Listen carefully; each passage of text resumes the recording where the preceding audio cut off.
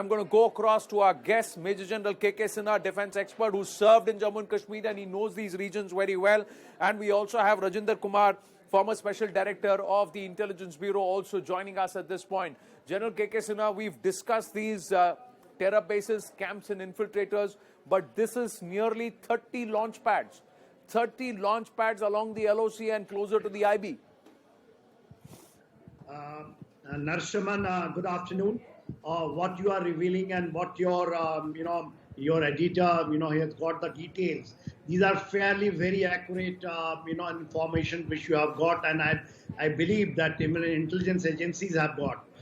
What you have explained. I will just try to, give it in a nutshell, the summary. If you will take it to your LOC, which is 740 odd kilometers, and you start from Gurej, then you come down to Sundarbani in between. You know the names because I am taking the names of our side, whether it is the Neelam Valley, Khel, Tangdhar, Chakoti, Gulmarg, which we know, Punch, Rajouri, Nosera, and Sundarbani. If you take this area of 740 kilometers, when you have given the terror camps, basically these people have come. Nangarhar area was which in Afghanistan. They had the 3 camps and the money was coming from China. For these 3 camps, and it had both LAT, JEM, Al-Badr, HUM, that is Harkat-e-Mujahideen, and HM also joined a later stage. These camps also had that TPP, Tehreek-e-Taliban Pakistan group, people over there. They came to Peshawar.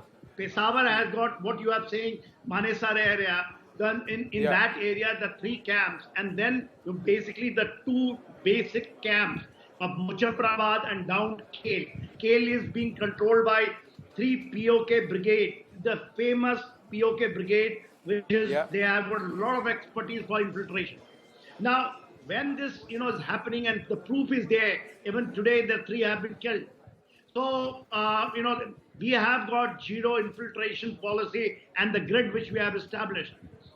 But what is surprising, what you are giving that 50 is already sitting, and probably they are from LAT and JEM.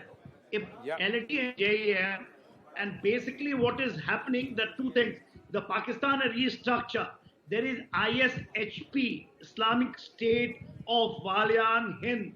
It is a different model altogether. So they have been given the complete thing in the Pakistan, and what is happening in the TRF, the Total Resistance Front, and KFF, which is happening in the area of Srinagar.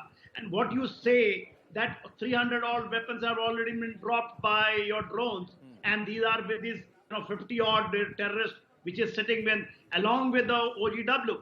So it is going to be a very challenging time, and I think we have to become very proactive.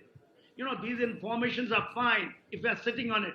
If we try to catch these people, it will be a very different altogether. Because this time, it is not only, they have got suicide bombers.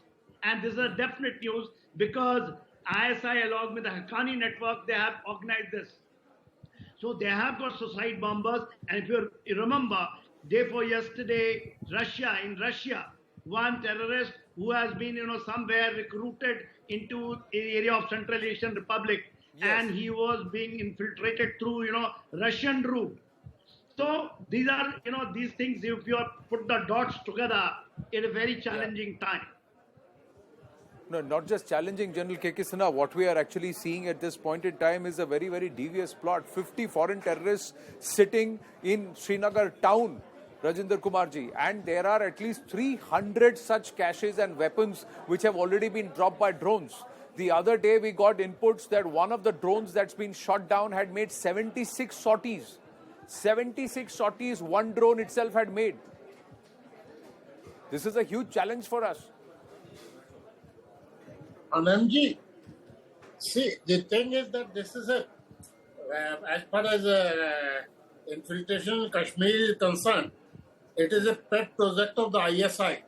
As long as ISI is there and Pakistan Army is there, this thing would continue. So if we should not be under any illusion that the political circumstances or any other thing would change this thing, this will continue. Now let me tell you 2 things.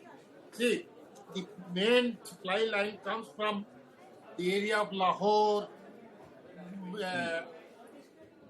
Jhelum, and some other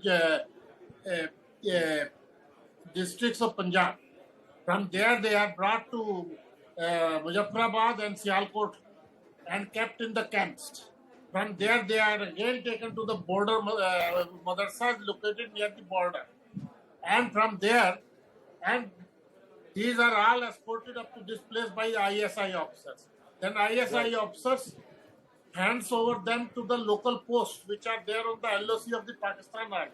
From there, they wait for the appropriate time, like rains and dew and other things, when they try to infiltrate these people. So if there are 50, I am not surprised. If there are 300 sitting there, I am not surprised.